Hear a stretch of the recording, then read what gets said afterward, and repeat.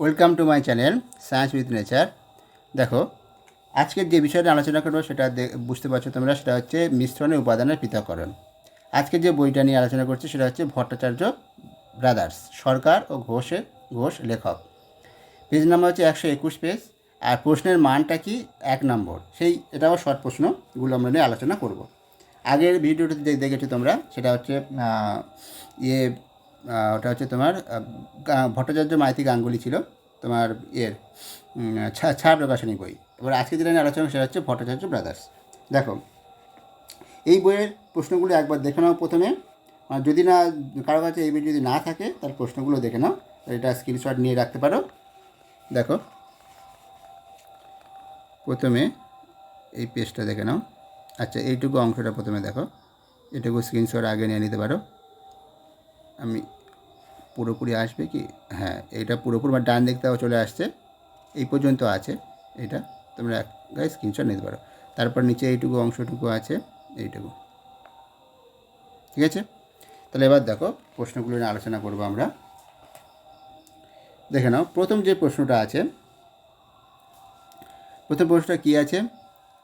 প্রথম প্রশ্নগুলো হচ্ছে, সাধারণ লবণ ও জলের মিশ্রণকে সম্পূর্ণরূপে পৃথক করা যায়, এটা কোন পদ্ধতিতে হবে? সেটা হলো পাতন পদ্ধতিতে। ঠিক আছে, এটা কোন পদ্ধতিতে হবে? পৃথক করা যায় পাতন পদ্ধতির সাহায্যে। 4টে পদ্ধতি দেওয়া আছে এখানে, তার মধ্যে পাতনটা হবে উত্তর। তারপরে জল ও সর্ষের তেলের মিশ্রণকে পৃথক করা যায়, সেটা কী হবে? বিওজি ফাইনালের সাহায্যে। ঠিক আছে, এর দাগেরটা হবে। তারপর আংশিক স্তম্ভ ব্যবহার করা হয় কোনটা? মিশ্রিত তরল দুটির স্ফুটনাঙ্কের পার্থক্য কম হলে সেখানে আংশিক স্তম্ভ ব্যবহার করা হয়। এই অপশানটা অপশান এ হবে। তারপর যে পদ্ধতিতে জল ও মিথাইল অ্যালকোহল মিশ্রণকে পৃথক করা হয় সেটা হলো কি? আংশিক পাতন পদ্ধতি, বিদ্যাগ। তারপরে এবারে বিদ্যাগে কী আছে? বিদ্যাগে যেটা আছে, বিদ্যাগে তোমাদের আছে অতি সংক্ষিপ্ত প্রশ্ন, এক কথায় উত্তর দেওয়া। প্রথম প্রশ্নটা কী আছে দেখো, প্রথম প্রশ্নটা আছে, আংশিক পাতনের ক্ষেত্রে দুটি তরলের স্ফুটনাঙ্কের ন্যূনতম পার্থক্য কত হওয়া উচিত?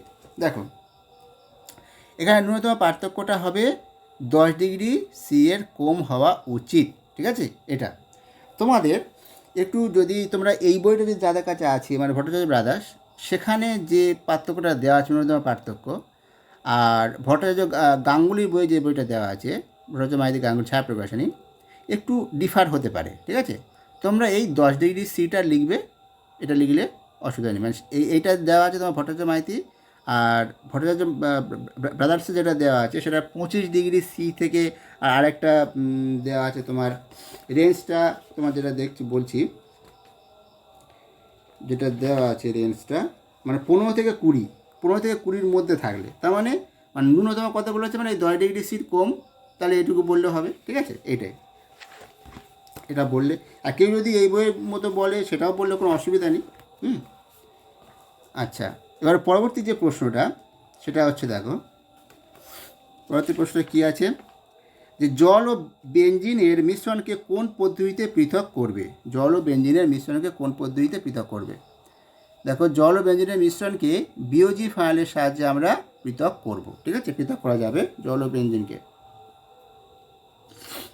তারপরে হচ্ছে, জল ও নাইট্রিক অ্যাসিডের মিশ্রণকে কোন পদ্ধতিতে পৃথক করবে? জল নাইট্রিক অ্যাসিড মিশ্রণকে অ্যাজিওট্রপিক পাতন পদ্ধতিতে পৃথক করতে হবে। ঠিক আছে, এটা হবে অ্যাজিওট্রপিক পাতন পদ্ধতিতে পৃথক করা যায় জল ও নাইট্রিক অ্যাসিড। এবারে তরলের উপরিস্থিত চাপ বাড়ালে স্ফুটনাঙ্কের কিরূপ পরিবর্তন হয়? তরল উপরিস্থিত চাপ বাড়ালে স্ফুটনাঙ্কটা বেড়ে যায়। ঠিক আছে, স্ফুটনাঙ্ক বেড়ে যায়। এই ছিল 4টে সংক্ষিপ্ত, অতি সংক্ষিপ্ত যে প্রশ্ন। এবারে শীত দাগে দেখো কী আছে, শূন্যস্থান পূরণ।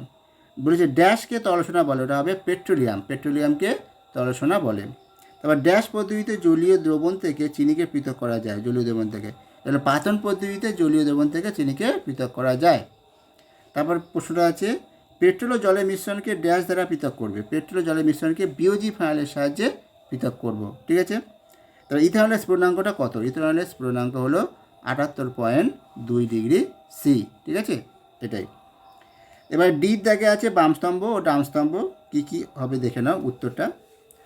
কেরোসিন ও কেরোসিন জল সেটা কোনটার সঙ্গে মিলবে? সেটা বিদ্যাগ বিওজি ফাইনাল, কেরোসিন জলকে পৃথক করবো বিওজি ফাইনালের সাহায্যে। তাহলে যে পেট্রোল কেরোসিন, এটা কার সঙ্গে হবে? এর দাগের সঙ্গে, পেট্রোলিয়ামের আংশিক পাতন পদ্ধতিতে। ঠিক আছে। তারপরে অ্যাসিটোন ও মিথানল সেটা কোন পদ্ধতিতে? ডি, এটা হবে ডি, আংশিক পাতন, ঠিক আছে, এর সঙ্গে ডি হবে আংশিক পাতন। আর তারপর পুরো আছে যেটা তুতের জলীয় দ্রবণ, এটা সাধারণ পাতন পদ্ধতি, ঠিক আছে, সাধারণ পাতন পদ্ধতি। এটাই, এই ছিল আজকের প্রশ্ন যেগুলো 1 নম্বরের, তার উত্তরগুলো আমরা করলাম এই বইয়ে যেগুলো ছিল। তাহলে আজকের ভিডিওতে এই পর্যন্ত। তোমাদের কেমন লাগলো অবশ্যই তোমরা কমেন্ট করে জানাতে পারো। আর যদি ভালো লেগে থাকে তোমরা লাইক দিও, আমাদেরকে উৎসাহ দিও। আর যদি সাবস্ক্রাইবটা না করে এখন যদি না করে থাকো তাহলে সাবস্ক্রাইবটা করে নিও।